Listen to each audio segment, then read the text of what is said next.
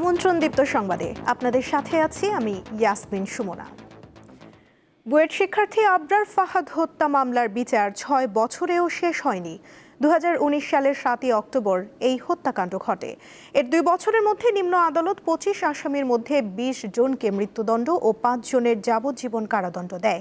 High court এর রায় বহাল রাখায় এখন আপিল নিষ্পত্তির অপেক্ষা। দ্রুত রায় কার্যকর চায় আবরার ফাহাদের পরিবার। ১৪ মিনিট ৪৩ সেকেন্ডের সিসিটিভি ফুটেজে দেখা যায় নিজ কক্ষ থেকে ডেকে নিয়ে ৫ ঘন্টা ধরে আবরার ফাহাদের উপর নির্যাতন চালানো হয়।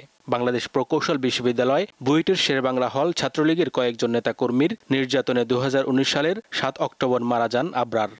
৬ বছর আগে এই বুয়েট ক্যাম্পাসেই হারিয়ে যায় তরুণ এক প্রাণ, আবরার ফাহাদ।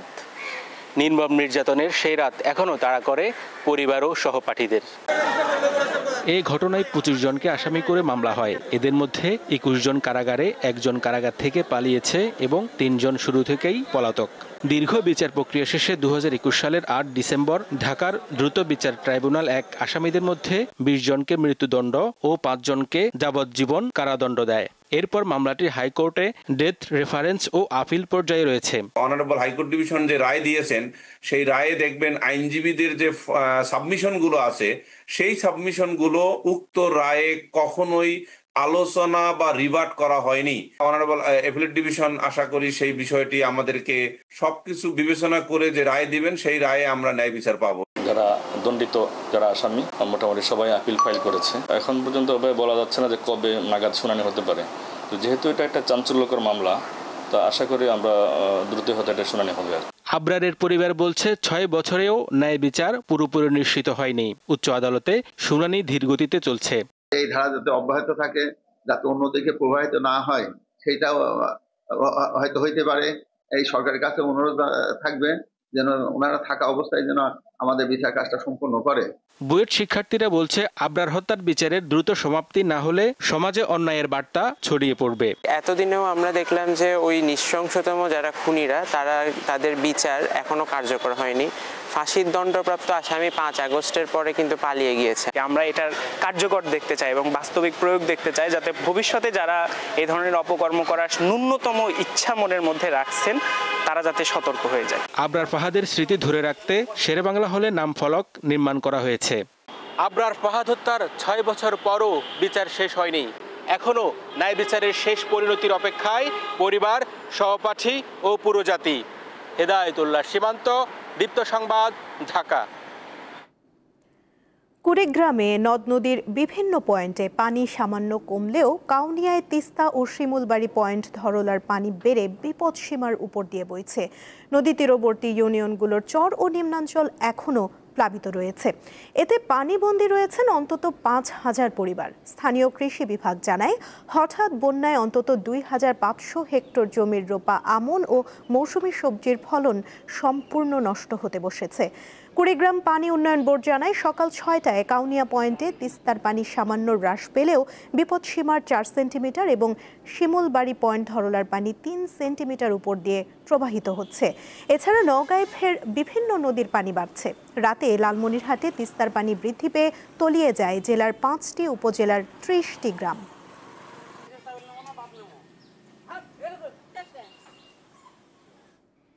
হবিগঞ্জের উৎপাদিত মাছ দেশের গণ্ডি পেরিয়ে বিদেশেও রপ্তানি হতো। নদী, হাওর ও খালবিলে একসময় প্রচুর দেশি মাছ পাওয়া যেত। তবে নদী দূষণ ও হাওরে নিষিদ্ধ চায়না জাল ও কীটনাশকের অবাধ ব্যবহার সহ নানা কারণে বিলুপ্ত হচ্ছে দেশি মাছ। হবিগঞ্জের নদী, খাল, বিল ও হাওরে একসময় পাওয়া যেত রুই, কাতল, বোয়াল, চিতল, পাবদা, শিং, মাগুর, কই সহ অসংখ্য দেশীয় প্রজাতির সুস্বাদু মাছ। কিন্তু সময়ের ব্যবধানে বিলুপ্ত হচ্ছে এসব মাছ। জলবায়ু পরিবর্তন, খালবিল ভরাট ও অতিরিক্ত কীটনাশক ব্যবহার এর মূল কারণ। আছে কারেন্ট জাল ও দুয়ারি জালের ভয়াবহ ব্যবহার। বেরিবান করে গেছে, সুত আয় না, সুত না হওয়ার কারণে মাছ মরে যায়। কৃষিরা যেহেতু কীটনাশক ব্যবহার করে আর দুই বা জাল দেয়, শীতকে শুকাইলা মাছের ডিম নষ্ট হয়ে যায়, প্রজনন ক্ষমতা মাছের কম। সব জায়গায় মাছ মারা হয়, দেশের পানিটাও কম, মাছ তো এবার ফুটে নাই। ভরা মৌসুমেও স্থানীয় বাজারে দেখা মিলছে না দেশি মাছ। চায়না জাল রোধে প্রশাসনের উদ্যোগ নেয়ার দাবি স্থানীয়দের। মাছের দাম অতিরিক্ত বাড়ছে, যে মাছ ছিল আমরা মনে হয় 300-400 টাকা কেজি, এই মাছ হয়ে আছে 1000-1100-1200 টাকা কেজি। জাল বার হয়েছে এখন আপনার এটা মাছ ছোটো থাকতেই এই মাছগুলা মাইরা নেয়।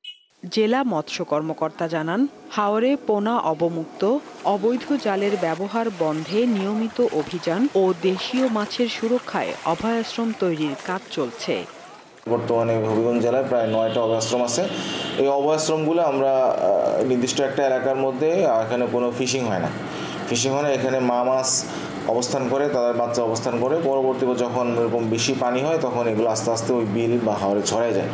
এইভাবে আমরা চেষ্টা করতেছি হাওর অঞ্চলে মৎস্য সম্পদ বৃদ্ধির জন্য। মাছ রক্ষায় স্থানীয় জনগণকে ক্ষতিকর জালের ব্যবহার সম্পর্কে সচেতন করার পাশাপাশি নদী, হাওর ও খাল বিলের স্বাভাবিক পরিবেশ ফিরিয়ে আনা জরুরি বলে মত দেন সংশ্লিষ্টরা। দীপ্ত, বার্তাকক্ষ। আন্তর্জাতিক প্রসঙ্গ। গাজা যুদ্ধবিরতি নিয়ে হামাস ও মধ্যস্থতাকারীদের মধ্যে হওয়া প্রথম দফার আলোচনা ইতিবাচক হয়েছে। আজও এই আলোচনা অব্যাহত থাকবে।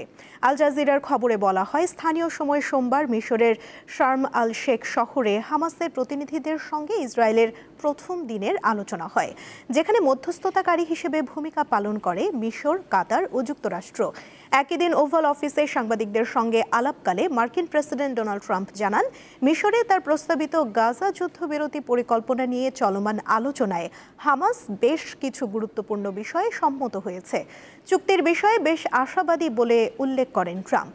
যদিও গাজায় শান্তি প্রতিষ্ঠার লক্ষ্যে আলোচনা চলার মধ্যেই হামলা অব্যাহত রেখেছে ইসরায়েলি বাহিনী। গত 24 ঘন্টায় জায়ানবাদীদের হামলায় অন্তত 10 ফিলিস্তিনি নিহত হয়েছেন।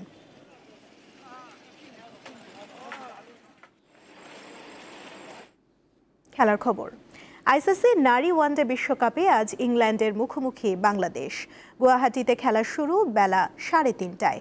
দুই দলেরই এটি দ্বিতীয় ম্যাচ। নিজেদের প্রথম ম্যাচে সাউথ আফ্রিকাকে 10 উইকেটে হারিয়ে দারুণ শুরু করে ইংল্যান্ড।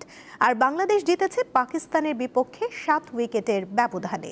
2 পয়েন্ট নিয়ে টেবিলের 4 নম্বরে রয়েছে বাংলাদেশ, আর সমান পয়েন্টে রান রেটে এগিয়ে তৃতীয় স্থানে ইংল্যান্ড।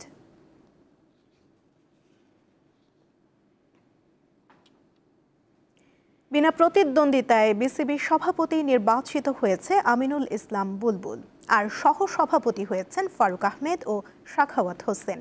ক্রিকেটের উন্নয়নের জন্য সবার আগে বিসিবির গঠনতন্ত্র সংশোধন করার কথা জানান নতুন সভাপতি, আর পেছনের ঘটনা ভুলে সামনে এগিয়ে যাওয়ার কথা জানান ফারুক আহমেদ। কাগজে কলমে শুরুতে সংখ্যাটি 191 জন হলেও সোমবার বিসিবি নির্বাচন শুরুর 1.5 ঘন্টা আগে নিজের প্রার্থিতা প্রত্যাহার করেন ভিক্টোরিয়া স্পোর্টিং ক্লাবের কাউন্সিলর মোহাম্মদ ফাইজুর রহমান ভুইয়া। ফলে নানা আলোচিত সমালোচিত বিসিবি নির্বাচনে 190 জন ভোটারের অংশগ্রহণে সকাল 10টায় রাজধানী 5 তারকা হোটেলে শুরু হয় ভোট গ্রহণ।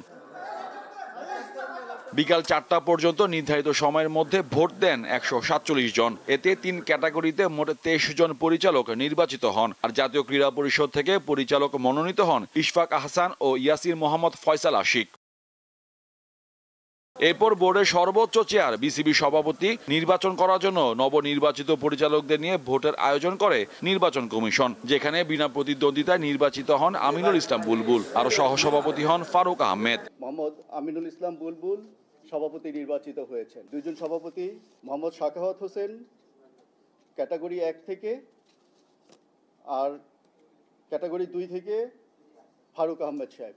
ফল প্রকাশের পর বিসিবি নবনির্বাচিত 2 শীর্ষ কর্মকর্তা দেশের ক্রিকেটের উন্নয়নে একসাথে কাজ করার অঙ্গীকার ব্যক্ত করেন, যাদের নিয়ে কিছুদিন আগেও গণমাধ্যমে হয়েছে নানা সমালোচনা। বাংলাদেশ ক্রিকেটের ডেভেলপমেন্টের প্রেমে পড়ে গিয়েছি। ক্রিকেট কিন্তু ল প্রত্যেক বছর চেঞ্জ হয়। ক্রিকেটের ল সাথে সাথে ছোট ছোট প্লেইং কন্ডিশনে চেঞ্জ আসে। আমাদের এই কনস্টিটিউশনে কিন্তু কোনো চেঞ্জ আসেনি।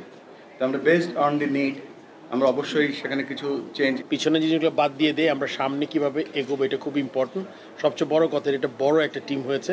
আগে আপনি জানেন মানে বুলবুল মানে আমিনুল ইসলামও কাজ করেছে একটা ছোট্ট বোর্ড নিয়ে, একজন 3-4টা কমিটি ছিল।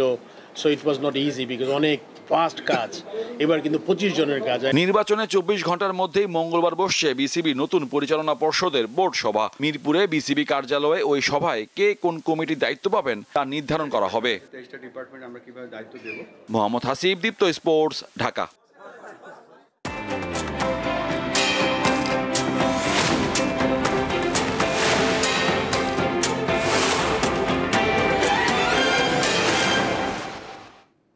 এবারে জানাবো এক নজরে দৈনিক পত্রিকার শিরোনাম।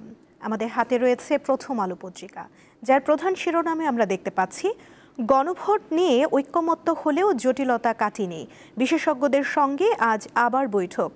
আগামীকাল দলগুলোর সঙ্গে আলোচনা শেষ করতে চায় ঐক্যমত্য কমিশন। এদিকে অবরোধ ভাঙতে গাজা অভিমুখে যাত্রা, সবাই এ যাত্রার অংশীদার হন, আহ্বান জানালেন শহীদুল আলম। গ্লোবাল সুমুদ ফ্লোটিলায় অধিকার কর্মীদের নির্মম নির্যাতন, মুক্ত হয়েছেন থুনবার্গস সহ আরও 171 জন। এদিকে পুরনো প্রক্রিয়ায় নতুন দুটি টিভির লাইসেন্স, এ নিয়ে রয়েছে একটি প্রতিবেদন।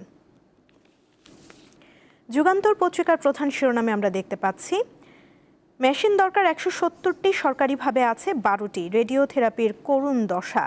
দেশে 38 ধরনের ক্যান্সারে আক্রান্ত হচ্ছে মানুষ, মোট মৃত্যুর 12% ক্যান্সার রোগী। বেসরকারি কিছু হাসপাতালে রেডিওথেরাপি মেশিন থাকলেও উচ্চ ব্যয় মেটাতে না পেরে 80% রোগী মাঝপথে চিকিৎসা বন্ধ করে দেন। এ নিয়ে রয়েছে প্রতিবেদন। এদিকে দেখতে পাচ্ছি ইসরায়েলি বর্বরতার 2 বছর, গাজায় নিহত ছাড়িয়েছে 76,000। সমকাল পত্রিকার প্রধান শিরোনামে রয়েছে গ্যাস এনে উৎপাদন সাশ্রয়ী, তবু বাড়ছে সার আমদানি, রয়েছে এ নিয়ে প্রতিবেদন। এদিকে দেখতে পাচ্ছি স্বর্ণের ভরি 2 লাখ টাকা। বিবিসি বাংলার সঙ্গে সাক্ষাৎকারে তারেক রহমান, দ্রুতই দেশে ফিরে আসব, নির্বাচনে অংশ নেব, এ নিয়ে রয়েছে আরেকটি প্রতিবেদন। কালের কণ্ঠ পত্রিকার প্রধান শিরোনামে রয়েছে দ্রুতই দেশে ফিরে আসব, অংশ নেব নির্বাচনে, বিবিসি বাংলাকে সাক্ষাৎকারে বললেন তারেক রহমান। রাজনৈতিক ব্যক্তিত্ব ও কৌশলগত অবস্থান স্পষ্ট করেছেন তিনি। এদিকে খালেদা জিয়া ও তারেক রহমানের জন্য আনা হচ্ছে বুলেট প্রুফ গাড়ি। প্রবাসীদের পাঠানো টাকায়ও কর বসাতে চায় IMF, এ নিয়ে রয়েছে কালের কণ্ঠের একটি প্রতিবেদন। আজকের পত্রিকার প্রধান শিরোনামে রয়েছে গণভোটের সময় নিয়ে নতুন জোট, জুলাই সনদ বাস্তবায়ন। দিকে এখন আন্তর্জাতিক সম্পৃক্ততা অত্যন্ত প্রয়োজন বললেন প্রধান উপদেষ্টা। আস্থা অর্জন করাই ইসির বড় চ্যালেঞ্জ, সংলাপে সাংবাদিকেরা। দিকে বিবিসি বাংলাকে সাক্ষাৎকার, দেশে ফিরে নির্বাচনে অংশ নেবেন তারেক রহমান। বাংলাদেশ থেকে নেপাল, ভুটানে ব্যবসা করতে চায় স্টারলিংক, এ নিয়েও রয়েছে আজকের পত্রিকার একটি প্রতিবেদন। আমার দেশ পত্রিকার প্রধান শিরোনামে রয়েছে মোখলেস সিন্ডিকেটে আওয়ামী পুনর্বাসন, দ্রুত দেশে ফিরব, নির্বাচনে জনগণের সঙ্গেই থাকব, বিবিসি বাংলাকে জানালেন তারেক রহমান। দেখে নিলাম আজকের দৈনিক পত্রিকার শিরোনামগুলো। এ ছিল এখনকার মতো, এরপর দুপুর 1টায় বাণিজ্য সংবাদ দেখার আমন্ত্রণ রইল। এছাড়া আরও তথ্য পেতে যুক্ত থাকুন দীপ্ত ডিজিটাল প্ল্যাটফর্মের সাথে। ধন্যবাদ সবাইকে।